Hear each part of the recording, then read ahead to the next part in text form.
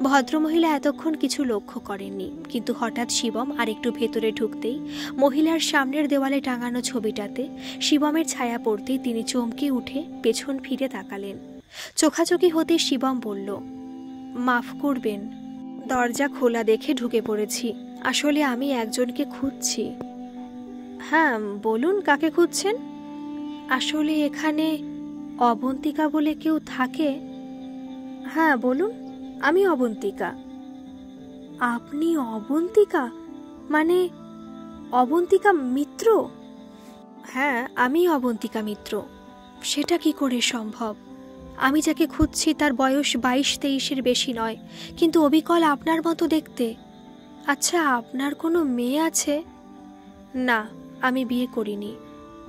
তবে কোনো বোন? না, তাও নেই, কেউ নেই। তবে আপনার মতো দেখতে তাকে একদম, নামটাও এক। কি করে সম্ভব? শুধু আপনার বয়সটা যা একটু বেশি। অবন্তিকা রেগে গিয়ে, রসিকতা হচ্ছে আমার সাথে? সকাল সকাল খেয়ে এসেছেন নাকি? দেখে তো ভদ্র ঘরের ছেলে মনে হচ্ছে। এখানে আমি ছাড়া আর কেউ থাকে না। আসুন এখন, আমার অনেক কাজ আছে। আপনার ভুল হচ্ছে কোথাও। অবন্তিকা শিবমকে বাড়ি থেকে বের করে দরজায় এঁটে দিল। ওকে আর কিছু বলার সুযোগ দিল না। শিবমও হতবাক, কি করবে বা বলবে ভেবে পাচ্ছিল না। সেদিনের মতো বাড়ি ফিরল, কিন্তু তার মনে এখন ঝড় বইছে। সকালে যথারীতি আবার সেখানে হাজির। আজ আর কোনো ভয় নেই, সোজা ভেতরে ঢুকে পড়ল। অবন্তিকা সেই সময় বাচ্চাদের পড়াচ্ছিল। বাচ্চাগুলোকে দেখে বোঝাই যাচ্ছে যে তারা খুব গরিব পরিবারের।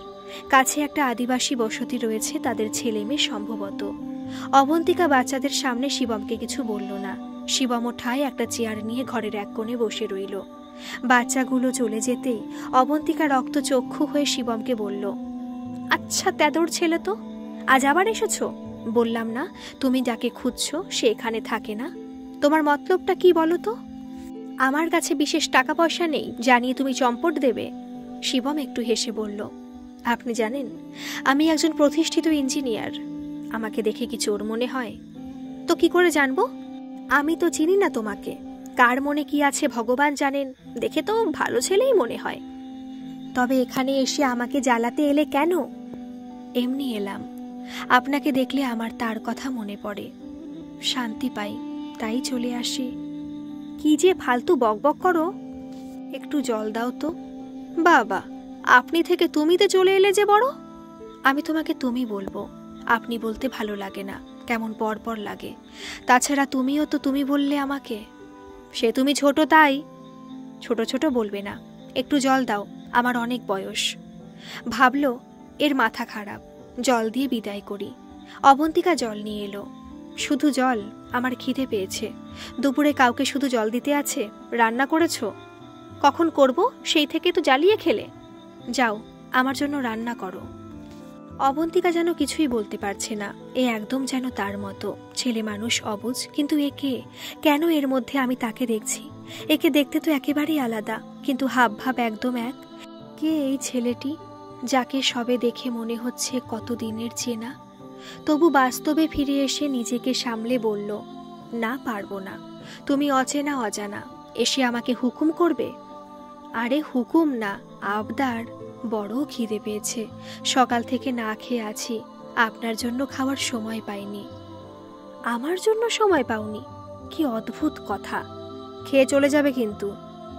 হ্যাঁ চলে যাব, আমাকে তাড়াতে পারলেই তো তুমি হাঁপ ছেড়ে বাঁচো। সেদিন খুব যত্ন করে অবন্তিকা শিবমকে খাওয়ালো। সামনে মুখে যাই বলুক, শিবমকে সে কেন জানে না দূরে ঠেলতে পারছে না। এ যেন এক অদ্ভুত অনুভূতি। এভাবেই শিবম রোজ আসতে থাকলো। অবন্তিকা রোজ তাকে রেঁধে বেড়ে খাওয়ায়, গল্প করে। তার নিঃসঙ্গ জীবনে শিবম আনন্দ নিয়ে এলো। শিবমের সাথে অবন্তিকার এক অদ্ভুত অসমবয়সী সখ্যতা গড়ে উঠল, যা একেবারে পবিত্র নির্মল, যেখানে নেই কোনো কামনা বাসনা। শুধু একে অপরকে দেখে কথা বলি, দুজনে খুশি। এর সম্পর্কের কোনো নাম নেই, বন্ধুত্ব রয়েছে, তবে বন্ধুর চেয়ে বেশি। এখন শিবম অফিস কম যায়, বাড়ি থেকেই কাজ করে। তবে অবন্তিকার বাড়িতে চলে যায় রোজ সকালে। শিবমের মা ভাবে ছেলে অফিস গেছে, আজকাল ছেলেকে অনেক দিন পর হাসি খুশি দেখে। এটা দেখে তারা ভাবে দেবোত্তমার সাথে বিয়ে হবে, তাই সে এত খুশি। দেবোত্তমা তার আনন্দের কারণ। মাসখানেক পর একদিন শিবম অবন্তিকার বাড়িতে ঢুকে দেখে অবন্তিকার দেওয়াল থেকে একটা ছবি নামিয়ে পরম যত্নে নিজের আঁচল দিয়ে মুছিয়ে মালা চন্দন পরালো। তারপর তার সামনে অনেক রকমের খাবার সাজিয়ে দিল। ধূপ মোমবাতি জ্বালিয়ে চুপ করে বসে কেঁদে চলেছে। শিবম চুপচাপ সব দেখল। তারপর আর কৌতূহল চেপে রাখতে না পেরে বলল, কে হন ইনি? অবন্তিকা চোখ মুছে বলল, ও শিবম, কখন এলে? আমাকে ডাকনি কেন? এড়িয়ে যেও না। কে হন ইনি? অন্যের ছবি জড়িয়ে অবন্তিকাকে কাঁদতে দেখে শিবমের অকারণ রাগ হলো। অবন্তিকা দেখল উত্তর না দিয়ে উপায় নেই। কিছুক্ষণ চুপ থেকে বলল, আমার স্বামী জয়ন্ত। তবে এই যে সেদিন বললে তুমি বিয়ে করনি? না, আমাদের বিয়ে হয়নি, কিন্তু আমি চিরকাল মন থেকে তাকে স্বামী বলে মেনে এসেছি। শিবম বলল, জানো, তোমার জয়ন্ত যেমন তোমাকে ছেড়ে চলে গেছে, আমার অবন্তিকাও তেমন আমাকে ছেড়ে হারিয়ে গেল। না, জয়ন্ত আমাকে ছেড়ে যেতে চায়নি, আমার নিয়তি ওকে আমার থেকে কেড়ে নিয়েছে। কি হয়েছিল ওনার? আমাকে বলো অবন্তিকা, বলে হালকা হও। আর কতদিন একা নিজের দুঃখের বোঝা বইবে? অবন্তিকার দ্বিধা না করে বলে চলল, তখন কলেজে পড়ি, তখন জয়ন্ত আমার জীবনে আসে। প্রথম দেখায় প্রেম, বেশ কয়েক বছরের গভীর সম্পর্ক। জয়ন্ত তখন বেকার। তারপর একটু কিছুদিন চেষ্টা করে চাকরিও পেয়ে গেল। আমি বছর 5 ছোট ছিলাম ওর থেকে। বলল বিয়ে করতে চায়, তাই আমাকে ওর পরিবারের সাথে আলাপ করাতে বাড়িতে নিয়ে যাবে। আমি একটা কোর্স করছিলাম, বললাম ওটা শেষ হলে বিয়ে করব। কথা ছিল দেখা করব ওর বাড়িতে। সপ্তাহখানেক কোনো কথা নেই, কোনো যোগাযোগ নেই, ফোনে পাচ্ছি না, বাড়ি চিনি না। অনেক কষ্ট করে ওর এক বন্ধুর সাথে যোগাযোগ করলাম। সে যা বলল তাতে এক লহমায় আমার সব স্বপ্ন ভেঙে চুরমার হয়ে গেল। কি বলল বলো অবন্তিকা? অবন্তিকা তখন হাপুস নয়নে কাঁদছে। বলল, জয়ন্ত অফিস থেকে ফেরার সময় ট্রেনে খুব ভিড় ছিল, ও বাইরের দিকে ঝুলছিল। অনেক চেষ্টা করেও ভেতরে ঢুকতে পারিনি। তারপর হঠাৎ চলন্ত ট্রেন থেকে পড়ে গেল, আর মুহূর্তে সব শেষ। প্রত্যক্ষদর্শীরা দেখেছে, তাদের কাছে সেও খবর পেয়েছে। তারপর কিছুদিন পর আমার মা মারা গেলেন। আমি এখানে দিদার বাড়ি চলে এলাম। দিদাও মায়ের অকালে চলে যাওয়া মেনে নিতে পারলেন না। আমি একা হয়ে গেলাম। এখন এই টেলারিং করি, বাচ্চাদের পড়াই, তবে টাকা নিই না। টেলারিং করে যা হয় আমার একার পক্ষে যথেষ্ট। ইচ্ছে ছিল বুটিক খুলব, আর হয়ে উঠল না। শিবম চুপ করে সব শুনল। তারপর বলল, কি অদ্ভুত মিল আপনার সাথে আমার গল্পের। অবন্তিকা অবাক হয়ে জিজ্ঞেস করল, কিসে মিল? সে বলবো একদিন, আজ আসি, কাল আবার দেখা হবে। শিবম চলে যেতে অবন্তিকা আবার পুরনো স্মৃতির সমুদ্রে ডুবে গেল। আজ 27-28 বছর হয়ে গেল জয়ন্ত নেই। অবন্তিকা তার স্মৃতি আঁকড়ে বসে আছে। জয়ন্তের কথা ভাবতে ভাবতে শিবমের কথা তার বারবার মনে পড়ছে। কিন্তু কেন? জয়ন্তকে ভালোবাসে সে। শিবম কত ছোট। তবে কি এই হীন চিন্তা মনে ঠাঁই না দেওয়াই ভালো। রোজ শিবম 9টার মধ্যে চলে আসে, কিন্তু আজ এত দেরি হচ্ছে কেন? অবন্তিকা রোজ শিবমের পথ চেয়ে বসে থাকে। শিবম ছাড়া আর তার কিছুই ভাবতে ভালো লাগে না। তবে শিবম কি আর আসবে না? আসবেই বা কেন? এসব 7-5 ভাবতে থাকলো। এর মধ্যে হাঁপাতে হাঁপাতে সে হাজির হলো। তাকে দেখে অবন্তিকার ধরে প্রাণ ফিরে এলো। কি গো, এত হাঁপাচ্ছ কেন? আর বলো না, আজ ট্রেনটা লেট করলো। জানি তুমি আবার চিন্তা করবে। ওদিকে একটা রিক্সা পেলাম না, ছুটতে ছুটতে এলাম। অবন্তিকা মেকি রাগ দেখিয়ে বলল, বয়ে গেছে আমার তোমার পথ চেয়ে বসে থাকতে। শিবম মাথা নিচু করে জুতো খুলতে খুলতে বলল, সে তো দেখতেই পাচ্ছি, ঠায় বাগানে দাঁড়িয়েছিলে, আমি এলাম তবে ঘরে ঢুকলে। অবন্তিকা বুঝল সে শিবমের সাথে কথাই পারবে না। তাছাড়া তার চুরি ধরা পড়ে যাবে বেশি কথা বাড়ালে। সে ভেতরে গিয়ে রান্না বসালো। আজ অনেক কিছু রাঁধলো। বাবা, এত এলাহি আয়োজন! কিন্তু তুমি কি করে জানলে অবন্তিকা আমি এগুলো খেতে ভালোবাসি? জানি আমি, আমার মনে হলো। চলো এখন শুরু করো। অবন্তিকাও বসলো। সে না বসলে শিবম খেতে চায় না।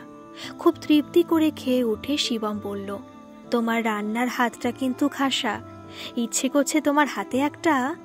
বলেই নিজেকে সামলে নিল। মনে হলো কথাটা বলা শোভনীয় হবে না। অবন্তিকা বুঝেও চুপ করে রইল। দুপুর গড়িয়ে বিকেল হলো। ঝুমঝুমি বাজিয়ে পাশের রাস্তা দিয়ে ঘটি গরম ওয়ালা যাচ্ছে। শিবম বলল, এই ঘটি গরম খাবে? অবন্তিকার সাহেবে ঘটি গরম ওয়ালাকে শিবম হাঁক দিল। পাশ থেকে অবন্তিকা বলল, ঝাল কম কিন্তু আমারটা। শিবমের অবন্তিকাও ঠিক এমনই বলতো। ঘটি গরম খেতে খেতে দুজনের গল্প শুরু হলো। শিবম হঠাৎ বলে উঠল, জানো, আমার অবন্তিকাও খুব ঘটি গরম খেতে ভালোবাসতো। অবন্তিকা বলল, আচ্ছা বলো তোমার অবন্তিকার গল্প। বলতে তো ইচ্ছে করছে, কিন্তু ভয়ও লাগছে। তুমি না আবার আমাকে পাগল ভেবে বসো। খামোকা পাগল ভাবতে যাব কেন, বলোই না শুনি। আচ্ছা, যখন অভয় দিচ্ছ তবে বলি। এই বলে সে তার সাথে অবন্তিকার দেখা হওয়া থেকে তার গায়েব হয়ে যাওয়ার সমস্ত ঘটনা সবিস্তারে বর্ণনা করল। এমনকি এও বলল যে লোকে তাকে বলে যে সে অস্তিত্বহীনার প্রেমে পড়েছে, কিন্তু সে মানতে নারাজ। সে বিশ্বাস করে তার অবন্তিকা বাস্তব। সব শুনে অবন্তিকা গুম মেরে গেল। কি বলবে বুঝতে পারল না। এদিকে বাইরে অঝোর ধারায় বৃষ্টি পড়ছে। শিবম চুপ করে তার মুখের দিকে তাকিয়ে রইল। অবন্তিকার বয়স যেন অনেক কমে গেছে। সামনে যেন তার নিজের অবন্তিকা বসে আছে। সেদিন শিবম আর বাড়ি ফিরতে পারল না। প্রচণ্ড ঝড়ে যাতায়াত ব্যবস্থা বিপর্যস্ত। সারা রাত তারা একে অপরের সামনে বসে রইল। অবন্তিকার দু চোখে অশ্রুর ধারা। তার কথা বলার ক্ষমতা লোপ পেয়েছে। শিবমও কিছু বলতে পারছে না। সে কিছু বুঝতেই পারছে না। শিবম একবার অবন্তিকার কাছে যাওয়ার চেষ্টা করল। অবন্তিকার কম্পমান হৃদয় শিবমকে জোর করে সরিয়ে দিল। যাও, তুমি একটু ঘুমিয়ে নাও শিবম, আমি এখানে বসি। শিবম অবন্তিকার আপত্তি বুঝে ঘরে গিয়ে বাধ্য ছেলের মতো শুয়ে পড়ল। একটু ঘুমিয়েও পড়ল। অবন্তিকা বসে বসে ভাবতে লাগলো, এসে কি শুনল। অবিশ্বাস্য। তার সাথে জয়ন্তের একটি বিয়ে বাড়িতে প্রথম দেখা হয়েছিল। জয়ন্ত একটা কাগজে ফোন নম্বর লিখে অবন্তিকার হাতে দিয়েছিল। এমনকি তারা ব্যান্ডেলে একটা লেকের ধারে দেখা করত, ঘটি গরম খেত। প্রথম দেখার দিন সেও হলুদ রঙের শাড়ি পরেছিল। শাড়িটা আজও সে যত্ন করে রেখেছে। সেও আগে ব্যান্ডেলেই থাকতো। সে শিবমকে বলেনি, কিন্তু এসব শিবমের জানার কথা নয়। তবে কি শিবমই তার জয়ন্ত? এও কি সম্ভব? এসবের তো কোনো বৈজ্ঞানিক ভিত্তি নেই। কে বিশ্বাস করবে তাদের এই আজগুবি কথা? অবন্তিকা এবার শিবমের ঘরের সামনে গিয়ে দেখল সে অঘরে ঘুমোচ্ছে। তার মাথায় আলতো হাত বুলিয়ে বলল, তুমি এসেছো জয়ন্ত? আমার অপেক্ষা বৃথা যায়নি। তবে তুমি আমাকে এতটাই ভালোবেসেছিলে যে মৃত্যুও আমাদের আলাদা করতে পারেনি। কোনো অলৌকিক ক্ষমতা তোমাকে আমার কথা মনে করিয়েছে, তোমাকে আমার কাছে ফিরিয়ে দিয়েছে। কিন্তু অদৃষ্টের এমন পরিহাস যে আবার আমাদের বিচ্ছেদ ঘটবে। আমাদের মিলন এ জন্মে অসম্ভব। কিন্তু এসব কথা কখনোই শিবমকে জানতে দেওয়া যাবে না। আমার জীবন তো কেটে গেছে, ওর এখনো আস্ত কাল বাকি। ওর জীবনটা আমি নষ্ট হতে দেব না। ধীরে ধীরে ওর সাথে দূরত্ব বাড়াতে হবে। এভাবেই রাতটা কাটল। সকালে ভোরের আলো ফুটতেই অবন্তিকা বলল, তুমি আজ বাড়ি চলে যাও, ওদিকে তোমার বাড়িতে দুশ্চিন্তা করবে।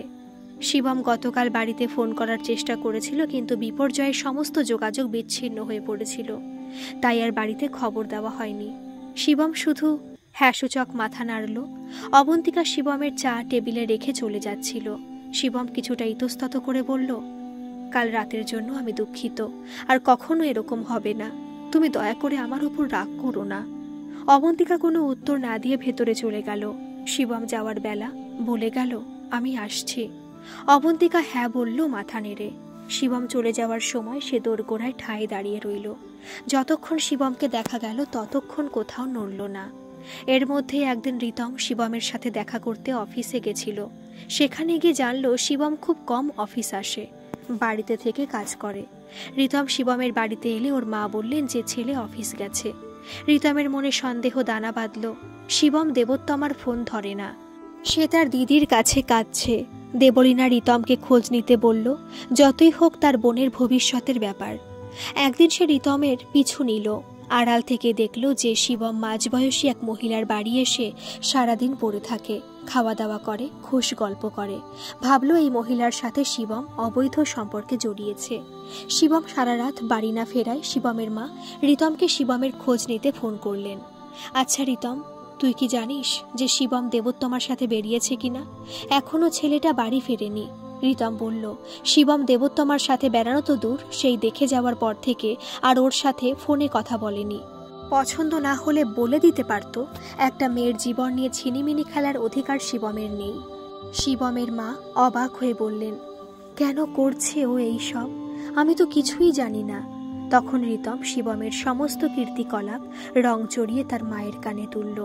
তুই একবার আমাকে ওই মহিলার কাছে নিয়ে যাবি রিতম? শিবমের ব্যবহারে আমি লজ্জিত। শিবমকে কিছু বললে শুনবে না, ভীষণ জেদি।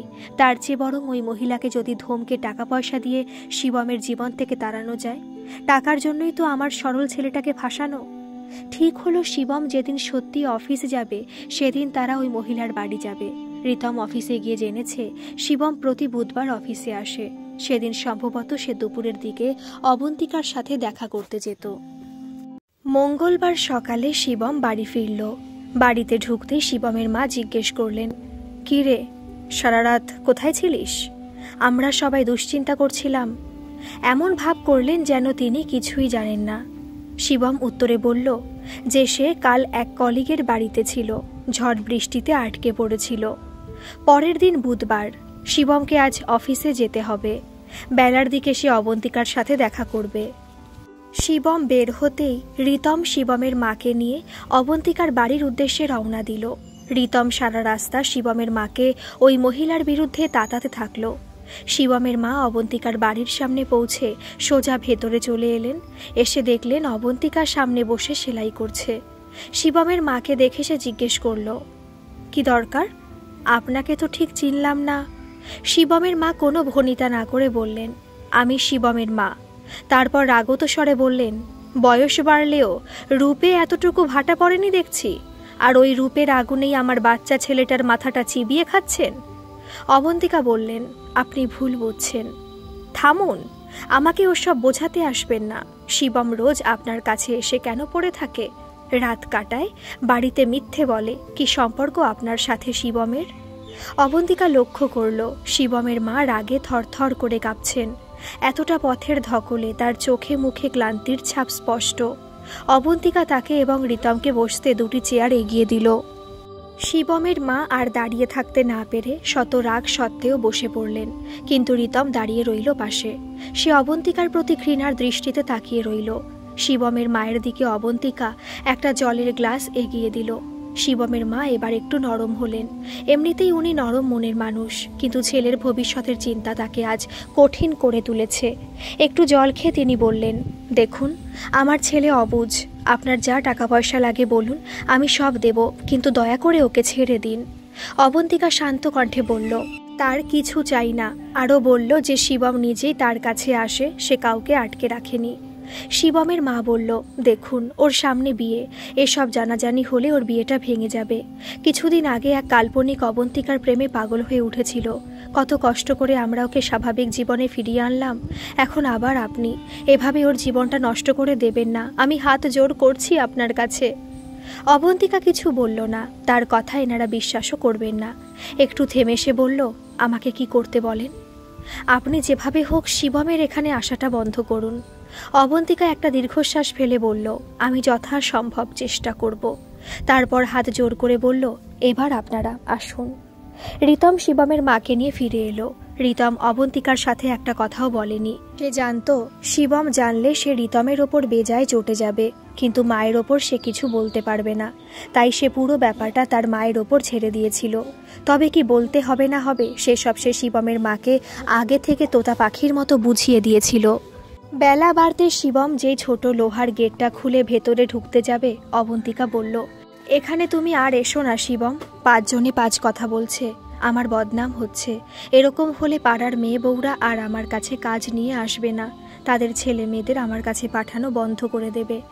অবন্তিকা এক নিঃশ্বাসে বলে চলল, তোমরা বড় লোক, কিন্তু আমি গরিব। আত্মসম্মান ছাড়া আমার আর কিছু নেই। তোমার কাছে আমি অনুরোধ করছি, তুমি আর দয়া করে এখানে এসো না। শিবম বলল, তোমাকে কি কেউ কিছু বলেছে, নাকি সে রাতের আমার ব্যবহারের জন্য তুমি আজও আমাকে ক্ষমা করনি? আরও দৃপ্ত কণ্ঠে অবন্তিকা বলল, অত কথা বলতে আমার ভালো লাগছে না শিবম, তুমি আর এখানে আসো, আমি চাই না। তুমি আমাকে তাড়িয়ে দিতে চাও অবন্তিকা? শিবমের কাঁদো কাঁদো গলা শুনে অবন্তিকা আর নিজেকে সামলাতে পারল না। সে সোজা ভেতরে গিয়ে দরজা বন্ধ করে দিল। অবন্তিকার ব্যবহারে মর্মাহত হয়ে শিবম ফিরে গেল। ভেতরে গিয়ে তার ক্ষত বিক্ষত মনের কথা সে নিজের মধ্যে লুকিয়ে রাখল। তার কাছে আর কোনো রাস্তা নেই। শিবমের ভালোর জন্যই ওকে দূরে ঠেলতে সে বাধ্য হলো। শুধু মনে মনে বলল, তুমি বিয়ে করে সুখী হও শিবম, তোমার জীবনে অবন্তিকার সত্যি কোনো অস্তিত্ব নেই, সে তোমার অতীত। শিবমের খুব অভিমান হলো, আর তাছাড়া তার জন্য অবন্তিকার সম্মানহানি হোক তা সে কখনোই চায় না। শিবম এখন বাড়িতে থাকে, অফিসের কাজ করে। তার মা ভাবলেন ওষুধে কাজ হয়েছে, এবার তাড়াতাড়ি দেবোত্তমার সাথে শিবমের বিয়েটা সেরে ফেলতে পারলেই তিনি নিশ্চিন্ত হতে পারবেন। তবে দেবোত্তমাকে শিবম আজও এড়িয়ে চলে। অবন্তিকাকে ছেড়ে থাকা শিবমের পক্ষে সম্ভব হচ্ছিল না। সে সারাদিন তার চিন্তায় মগ্ন থাকত, রীতিমতো ছটফট করত। এভাবেই একের পর এক সপ্তাহ কাটতে লাগলো। ওদিকে অবন্তিকার খবর কি কেউ জানে না। তার সাথে যোগাযোগ বন্ধ, তার ফোন বন্ধ দীর্ঘদিন। শিবম আর থাকতে না পেরে ফোন করেছিল অবন্তিকাকে, কিন্তু তাকে ফোনে পায়নি। শিবম মনে মনে ভয় পেতে লাগলো, অবন্তিকা যদি আবার হারিয়ে যায়। না, তাহলে সে বাঁচবে কি করে? অবন্তিকার খোঁজ তাকে নিতেই হবে। সে না হয় তার অবন্তিকাকে দূর থেকে দেখেই চলে আসবে। পরের দিন ভোরে ট্রেন ধরে শিবম অবন্তিকার খোঁজে বেরিয়ে পড়ল। সেখানে পৌঁছে দেখল বাগানের চারদিক অপরিচ্ছন্ন, পরিচর্যার অভাব স্পষ্ট। কিন্তু অবন্তিকা ভীষণ রুচিশীল, চারিদিকে তার সর্বদা নজর থাকে। প্রতিটি ব্যাপারে সে অত্যন্ত যত্নশীল। শিবমের মনটা কেমন যেন করছে। বাড়ির ভেতরে ঢুকতে গিয়ে দেখল দরজা ভেতর থেকে বন্ধ, কিন্তু এই সময় অবন্তিকার কাছে বাচ্চারা পড়তে আসে। দরজা আলতো ভেজানো থাকে, কোনো বাচ্চাদের আওয়াজও পাওয়া যাচ্ছে না। চারিদিক শুনশান। সে অনেকবার দরজার কলিং বেল বাজালো, কিন্তু ভেতর থেকে কোনো সাড়া শব্দ মিলল না। কি করবে কিছুই ভেবে পেল না শিবম। তবে কি আবারও অবন্তিকা তাকে ছেড়ে দিয়ে কোথাও চলে গেল? হঠাৎ মনে পড়ল পেছনের জানলা দিয়ে অবন্তিকার ঘরের ভেতর কিছুটা দেখা যায়, অবশ্য যদি জানলাটা খোলা থাকে। শিবম গিয়ে দেখল জানলাটা হাট করে খোলা ছিল। জানলার ভেতর দিয়ে সে যা দেখল তা সে বিন্দু মাত্র আশা করেনি। অবন্তিকা অচৈতন্য হয়ে বিছানায় শুয়ে। প্রথমে দেখে মনে হলো অবন্তিকা বুঝি অঘরে ঘুমাচ্ছে, কিন্তু অনেকবার চিৎকার করে ডাকার পরেও তার কোনো সাড়া পাওয়া গেল না। শিবম অনেক ধাক্কা মেরেও দরজা খুলতে পারল না। শেষমেশ কাছের বস্তি থেকে লোক জোগাড় করে আনলো। সেখানে গিয়ে জানতে পারল গত 2 দিন ধরে তাদের বাচ্চারা দিদিমণি মানে অবন্তিকার কাছে পড়তে গিয়ে অনেক ডাকাডাকি করে ফিরে এসেছে। কেউ দরজা খোলেননি। ওরা ভেবেছে উনি বোধহয় কোথাও গিয়েছেন। শিবমের থেকে খবর পেয়ে 2-3 জন তার সাথে এলো। তারা এসে দরজা ভেঙে ভেতরে ঢুকলো। শিবম ঘরে এসে দেখল অবন্তিকার কোনো সাড় নেই, শুধু নিঃশ্বাসটুকু পড়ছে। শিবম স্থানীয় লোকজনের মারফত ডাক্তার ডেকে আনলো। শিবম ডাক্তারবাবুর কাছে জানতে পারল বেশ কিছুদিন ধরে অবন্তিকা অসুস্থ ছিল। তার শরীরে মারণ ব্যাধি বাসা বেঁধেছে বহুদিন। তিনি অবন্তিকাকে শহরে গিয়ে চিকিৎসা করাতে বলেছিলেন, কিন্তু অবন্তিকা নিজের স্বাস্থ্যের প্রতি চিরকাল উদাসীন। শিবম উদ্বেগের স্বরে জিজ্ঞাসা করল, ডাক্তারবাবু, তবে এখন উপায়? ডাক্তার বললেন, এখন অনেক দেরি হয়ে গেছে। আমি এখন একটা ইঞ্জেকশন দিয়ে ওকে কিছুটা স্থিতিশীল করে দিচ্ছি। পারলে ওকে শহরে নিয়ে যান, তবে সেক্ষেত্রেও বিশেষ লাভ হবে বলে মনে হয় না। ডাক্তারের চিকিৎসায় অবন্তিকার অবস্থার সাময়িক উন্নতি হলো। ডাক্তারবাবু বললেন, আমার আর এখানে বিশেষ কিছু করণীয় নেই, আমি তবে আজ আসি। শিবম ফিস দিয়ে ডাক্তারকে গেট অবধি ছেড়ে এলো। তিনি চলে গেলেন। ঘরে এসে দেখল অবন্তিকার জ্ঞান ফিরেছে। সে চোখ খুলে শিবমকে খুঁজছিল। শিবম এসে অবন্তিকার মাথায় হাত রাখল। অবন্তিকার 2 চোখ দিয়ে জল গড়িয়ে পড়ছে। শিবম অবন্তিকাকে বলল, চিন্তা করো না, আমি শহরে নিয়ে গিয়ে তোমার চিকিৎসা করাবো। তুমি সুস্থ হয়ে যাবে। তুমি তোমার অসুখের কথা আমাকে কেন বললে না? আমাকে এতটাই পর করে দিলে। অবন্তিকা বলল, আমি জানি শিবম, আমার হাতে আর বেশি সময় নেই। আমি এখন এখানেই শান্তিতে ঘুমোতে চাই। আমাকে নিয়ে আর টানা হ্যাচড়া করো না। তুমি এখন একটু চুপ করে শুয়ে থাকো, আমি দেখছি কি করা যায়। তুমি একটু আমার পাশে বসো শিবম। শিবম বসলে অবন্তিকা অস্ফুট স্বরে বলল, আমি চলে যাওয়ার পর তুমি তোমার মায়ের পছন্দ করা মেয়েকে বিয়ে করে সুখী হয়েও। কথা দাও তুমি বিয়ে করবে। শিবম অজানা আশঙ্কায় কেঁপে উঠল। না, তুমি যাবে না আমাকে ছেড়ে। তোমার কিছু হতে দেব না আমি। আর বিয়ে করার কথাও আমি তোমাকে দিতে পারবো না। তাছাড়া তুমি জানলে কি করে যে আমার মা আমার জন্য মেয়ে পছন্দ করেছেন? তবে কি মা এখানে এসেছিলেন? অবন্তিকা চোখ নামিয়ে চুপ করে গেল। শিবম বুঝল এর সদুত্তর অবন্তিকা দেবে না। এখন অবন্তিকাকে সুস্থ করে তোলাই তার একমাত্র লক্ষ্য। তুমি একটু চুপ করে শুয়ে থাকো, আমি একটু কিছু খাবার আনি। কিছু তো খাওনি। অবন্তিকার আর কথা বলার ক্ষমতা নেই, সে এলিয়ে পড়ল। শিবম খাবার এনে ফিরে দেখল অবন্তিকা অসুখের ঘোরে কী সব বিড়বিড় করছে। অবন্তিকার কাছে কান নিয়ে গিয়ে শুনতে পেল সে কখনো জয়ন্তর নাম নিচ্ছে, কখনো শিবমকে জয়ন্ত বলছে, আর বারবার বলছে, শিবম, তোমার অবন্তিকা অস্তিত্বহীন নয়, সে তোমার কল্পনা নয়, সে তোমার জন্য জন্ম জন্ম অপেক্ষা করে থাকবে। সে তোমাকে ঠকায়নি, বরং সময় আমাদের ঠকিয়েছে। শিবম কোনো কিছুর অর্থ বুঝতে পারল না। এখন তার এসব ভাবার সময় নেই। কাল সে অবন্তিকাকে নিয়ে শহরে যাবে, সেই বন্দোবস্ত করতে সে ব্যস্ত। ক্রমে রাত গভীর হলো। অবন্তিকার পাশে মাথা রেখে শিবম সারা রাত বসে রইল। হঠাৎ মনে হলো অবন্তিকার শরীর কেমন নিস্তেজ হয়ে এসেছে, আর নিঃশ্বাস পড়ছে না। শিবম বুঝল অবন্তিকা ইহলোকের মায়া ত্যাগ করে তাকে ছেড়ে চলে গেছে। ভোরের আলো ফোটার মুখে শিবম অবন্তিকার বুকে মাথা রেখে চুপ করে কিছুক্ষণ বসে রইল। সে আজ শোকস্তব্ধ, কাদার শক্তিটুকুও তার মধ্যে বাকি নেই। সকালে ডাক্তার এসে ডেথ সার্টিফিকেট লিখলেন। শিবম অবন্তিকাকে পরম যত্নে সাজিয়ে তার অন্ত্যেষ্টিক্রিয়া সম্পাদন করল। অবন্তিকার অস্থি জলে ভাসিয়ে সে অবন্তিকার ঘরে এসে বসল। এখানে চারদিকে অবন্তিকার হাতের সেলাই, তার স্মৃতি ছড়িয়ে রয়েছে। সে সব কিছু ছুঁয়ে দেখতে লাগলো। এ যেন তার অবন্তিকাকে ছুঁয়ে দেখার বৃথা প্রচেষ্টা। হঠাৎ দু একটা বহু পুরনো ডায়েরি চোখে পড়ল। ডায়েরির প্রতিটি পাতায় অবন্তিকার জয়ন্তর সম্পর্কে কথা, তাদের প্রথম দেখা, ব্যান্ডেলের লেকের ধারে তাদের কথোপকথন, সব বিস্তারিতভাবে লেখা। এ যেন শিবমের গল্প অবন্তিকা লিখেছে। শেষে জয়ন্তের ট্রেন দুর্ঘটনার বিবরণ, যে ঘটনা শিবমের স্বপ্নে দেখা। পাতা উল্টাতে গিয়ে ভাঁজে একটি চিরকুট চোখে পড়ল, ফোন নম্বর লেখা, ঠিক যেমনটি শিবম অবন্তিকাকে চিরকুটে ফোন নম্বর লিখে দিয়েছিল। শিবমই কি তবে জয়ন্ত? অবন্তিকার অপেক্ষার কাছে প্রকৃতিকেও হার মানতে হলো। কোনো অলৌকিক শক্তি শিবমকে তার পূর্বের জন্মের কথা মনে করিয়ে দিল। এও কি সম্ভব? এসব নানা চিন্তা শিবমকে তাড়িয়ে বেড়াতে লাগলো। সে তন্ন তন্ন করে অবন্তিকার সারা ঘর খুঁজে দেখতে লাগলো। একটা ফটো অ্যালবাম পেল। সেই লেকের ধারে অবন্তিকার জয়ন্তর ছবি একদম একরকম, ঠিক যেভাবে শিবম অবন্তিকার সাথে ছবি তুলেছিল। ছবিতে সেই গাঢ় সবুজ রঙের সালোয়ার কামিজ পরে অবন্তিকা বসে আছে, যেভাবে অবন্তিকা শিবমের সাথে প্রথম দিন দেখা করতে এসেছিল। এরপর অবন্তিকার আলমারি খুলে দেখল সেখানে বিশেষ জামা কাপড় নেই, তবে পরম যত্নে একটি হলুদ শাড়ি রাখা, বহু পুরনো, কিন্তু দেখলেই বোঝা যাচ্ছে এর প্রতি অবন্তিকার বিশেষ যত্ন ছিল। এই শাড়ি পরেই শিবম অবন্তিকাকে প্রথম দেখেছিল তার পিস্তুত বোন লিলির বিয়েতে। তার মানে অবন্তিকাও জানত যে শিবমই তার জয়ন্ত, কারণ এসব ঘটনা শিবম তাকে বলেছিল। কেন বললে না অবন্তিকা? কেন বুঝতে দিলে না আমাকে যে তুমি আমার সে হারানো অবন্তিকা, যাকে আমি এতদিন পাগলের মতন খুঁজছি? কেন? কিন্তু এই কেন এর উত্তর যে দিতে পারত সেই অবন্তিকা আজ আর নেই। অবন্তিকার বলে যাওয়া শেষ কথাগুলো এখনও তার কানে বাজতে থাকলো। শিবম, তোমার অবন্তিকা অস্তিত্বহীন নয়, সে তোমার কল্পনা নয়, সে তোমার জন্য জন্ম জন্ম অপেক্ষা করে থাকবে। সে তোমাকে ঠকায়নি, বরং সময় আমাদের ঠকিয়েছে। শিবম দীর্ঘ সময় অবন্তিকার চিন্তায় মগ্ন, আর পাশে ফোনটা অনেকক্ষণ ধরে বেজেই চলেছে।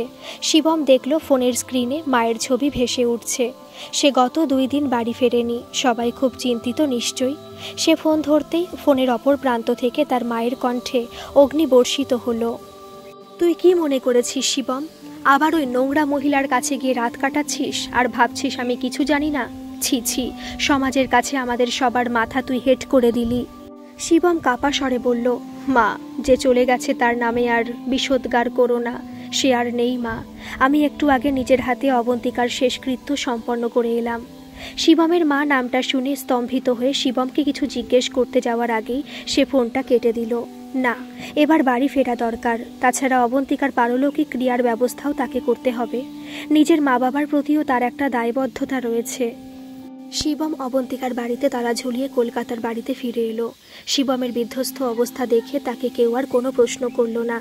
আর যার জন্য এত অশান্তি সেই যখন আর পৃথিবীতে নেই, তখন আর আগ বাড়িয়ে ঝামেলা করে লাভ নেই বলেই শিবমের মা বাবা চুপচাপ রইলেন। এবার নির্দিষ্ট দিনে অবন্তিকার বাড়িতে তার শ্রাদ্ধ শান্তির কাজ মিটল। শিবম আশেপাশের তার সমস্ত পরিচিতদের নিমন্ত্রণ করেছিল। সব গরিব মানুষদের সেদিন খাওয়ানোর আয়োজন করা হলো। অবন্তিকা যতদিন এখানে ছিল সকল দুস্থ আর্তদের সেবা করে গেছে। তার বেশি সামর্থ্য ছিল না, তবুও সবটুকু দিয়ে সে চেষ্টা করেছে এই পিছিয়ে পড়া মানুষগুলোকে যাতে একটু এগিয়ে নিয়ে যাওয়া যায়। সব কাজ মিটে যাওয়ার পর একদিন হঠাৎ বিয়ের কথা উঠতেই সে তার মাকে বলল সে একবার দেবোত্তমার সাথে দেখা করতে চায়।